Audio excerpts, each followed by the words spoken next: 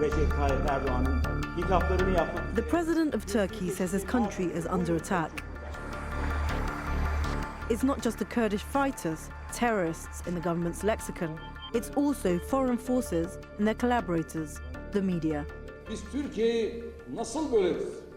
Türkiye'de nasıl huzursuzluğun zeminini oluştururuz, bunun gayretinin içine girdik. Tabii bir de medya ayağı var. Onlar da teröristleri, cici çocuk, güvenlik güçlerini saldırgan olarak göstermek için her türlü çabayı gösteriyor. Erdoğan hepimizin aynı şeyi söylemesini istiyor. Erdogan wants all of us to say the same thing, and that pressure was ramped up after June elections. Since then, we have seen a series of attacks on the media. Today in Turkey, anyone who published even so much as a sentence the government doesn't like could be accused of colluding with the enemy. People can be arrested for things they've written on Twitter about the president. And none of us are ever very far away from being labelled as IS or PKK supporters. Duyma yönünde. Şu dönemde Right now, we're in a struggle against IS and the terrorist PKK organization. At such times, all around the world, you can see the media act together in the national interests. But in Turkey, under the pretext of free speech, the media's conduct is just unbelievable. They're operating against the country's interests. People create false headlines purely to oppose President Erdogan's leadership.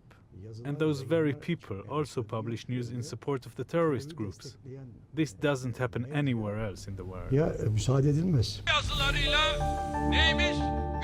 The heat has been rising steadily between Erdogan and the media in Turkey.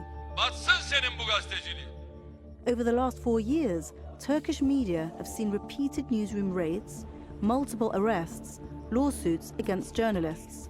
Throughout, Erdogan has maintained that Turkey's media climate is the envy of the world. Türkiye'de medya o kadar serbesttir ki demokratik ülkelerde dahi asla müsaade edilmeyen hakareti, iftirayı, karalamayı, ırkçılığı ve nefret suçlarını her gün işleyebilmektedir. That claim has become something of a joke in media circles, more so since the general elections in June, where the AK party saw a dramatic loss in votes and the pro-Kurdish party, the HDP, came into national prominence. The heat has been turned up further after a 3-year ceasefire was broken and violence flared in the southeast between Kurdish fighters and the Turkish military. Cevheri Güven is the editor of a weekly news magazine, Nokta. This past week, his office was raided, an editor taken to court, and the magazine's latest edition banned because of the front cover that had been tweeted the night before. Every Sunday at 9 p.m, we post the cover of the latest edition on social media. Our cover showed President Erdogan taking a selfie against a backdrop of a martyr's coffin carried by other soldiers. He had said earlier in the week that being a martyr was something to find happiness and joy in. People take selfies when they are happy. We were being ironic. But the government has come after us with terrorism charges, which we think are unfair and unlawful.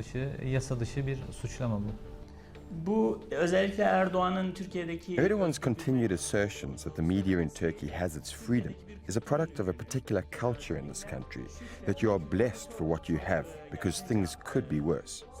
It can almost be seen as a kind of threat.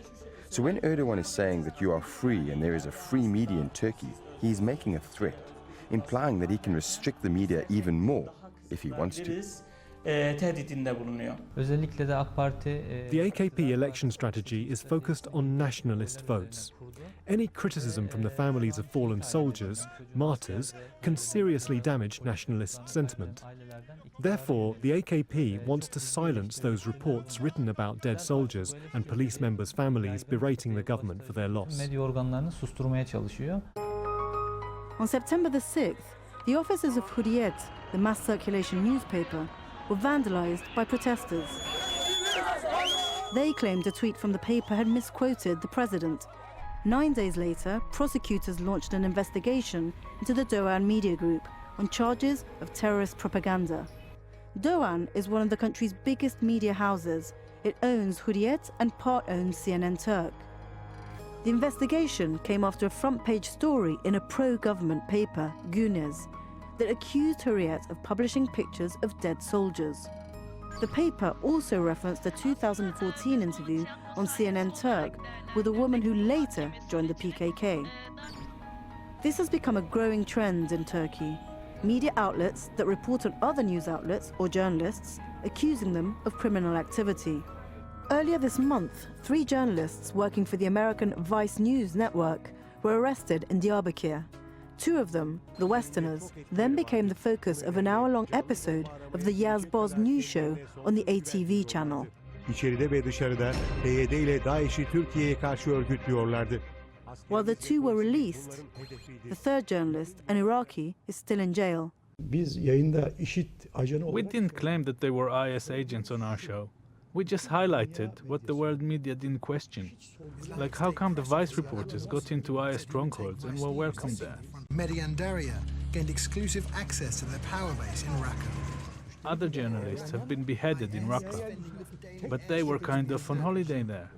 Vice News are doing IS propaganda. öyle bir IŞİD propagandası yapıyorlar ki Çatışma süreçleri olduğunda bunun en keskin During periods of conflict, the sharpest edge cuts against those who are working in the field, especially journalists. Out there is no one to go to for help. You have 2 options. Either run through the bullets and broadcast the news, or think about your safety and forget about can reporting. güvenliğinizi düşünüp haberi yapamayacaksınız. Türkiye'de son zamanlarda doğuda Lately, it has become almost impossible to get any accurate information regarding the operations in southeastern Turkey. It's not that the government has imposed censorship officially.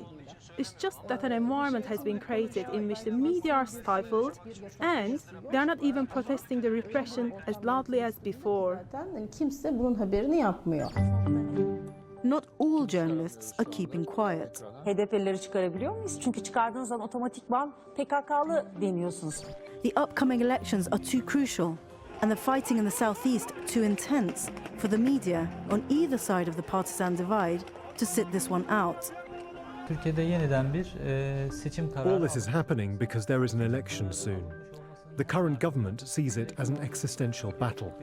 And until the elections take place, the media will be seriously under attack. We have a couple of dark months ahead of us. Karanlık birkaç ay geçireceğiz. On the download this week, our viewers on the media battle in Turkey. Let's take a look at the case of the prominent journalist Kadri Gürsel. Now, Gürsel was fired in July from his position as a columnist with the Daily Milliyet, a position that he had held for 8 years, over a tweet that he had posted that was critical of President Erdogan. Now, this was just one in a series of purges of critical journalists from Milliyet over the past couple of years. So today in Turkey, we have a situation where journalists take these types of things into consideration before they hit the tweet button.